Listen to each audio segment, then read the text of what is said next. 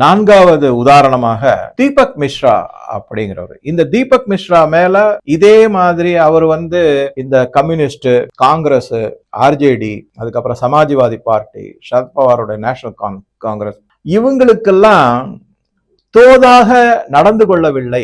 பல கேஸ்ல ஒத்து போக மாட்டேங்கிறாரு, அவங்களுக்கு வேண்டிய மாதிரி தீர்ப்புகள் சொல்ல மாட்டேங்கிறாரு அப்படின்னு சொல்லிட்டு இந்த ஜஸ்டிஸ் தீபக் மிஸ்ராவையும் இந்த மாதிரி இம்பீச்மெண்ட்டுக்காக ஒரு முன்னெடுப்பை கொண்டு வந்தாங்க. இதுல பாராளுமன்றத்துல கொண்டு வந்தாங்க. ஆனா நல்ல வேளை அப்ப வைஸ் பிரசிடென்டா இருந்தவர் இது நடந்தது 2018 வைஸ் பிரசிடென்டா இருந்தவர் அதை தூக்கி எரிஞ்சிட்டார். எடுத்துக்கொள்ள முடியாது அப்படின்னு சொல்லிட்டு நிராகரிக்கப்பட்டது அந்த கோரிக்கை. அது ஒண்ணு. ஆனா செஞ்சிருக்காங்க. அடுத்ததா 5ஆவதா ஒரு உதாரணத்தை நம்ம பார்க்கணும்னா ராஜசேகர் மந்தா அப்படிங்கிற ஒரு ஜட்ஜ்.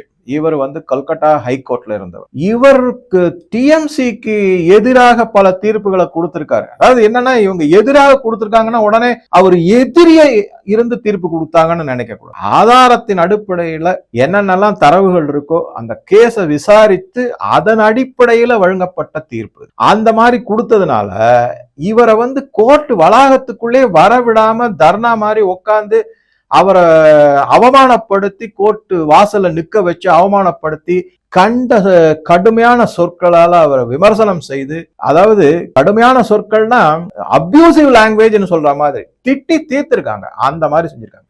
ஈவன் இப்ப ஜிஆர் சுவாமிநாதனே என்ன பண்ணிருக்காங்க, அவருடைய ஜாதியை பத்தி பேசுறாங்க, அவர் பாப்பா அது இதெல்லாம் பேசி என்ன அப்படின்னு பேசியிருக்காங்க. இதுல சில பேர் ஒரு சில வீடியோ எல்லாம் பார்த்தேன் நான். ஒரு பியூஷ் மனுஷ்னு ஒருத்தர் இருக்காரு, அவர் டே சுவாமிநாதா அப்படின்னு பேசுறாரு. ஒரு ஜட்ஜு, அவர் ஒரு ஹைகோர்ட்ல இருக்கக்கூடிய ஒரு ஜட்ஜு.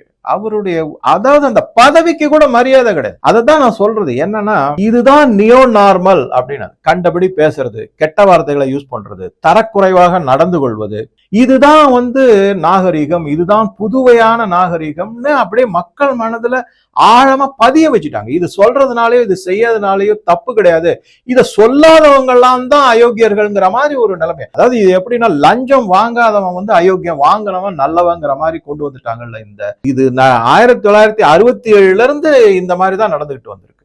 அந்த மாதிரி ஒரு நிலைப்பாடை ஏற்படுத்திட்டாங்க. எத்திக்ஸ், ஹானஸ்டி, அது எல்லாத்துக்கும் அர்த்தமற்றதாக ஆகிவிட்டது. இப்ப அந்த பியூஷ் மனோஜ் கண்ணா பொண்ணான்னு பேசியிருக்காரு ஒரு வீடியோல.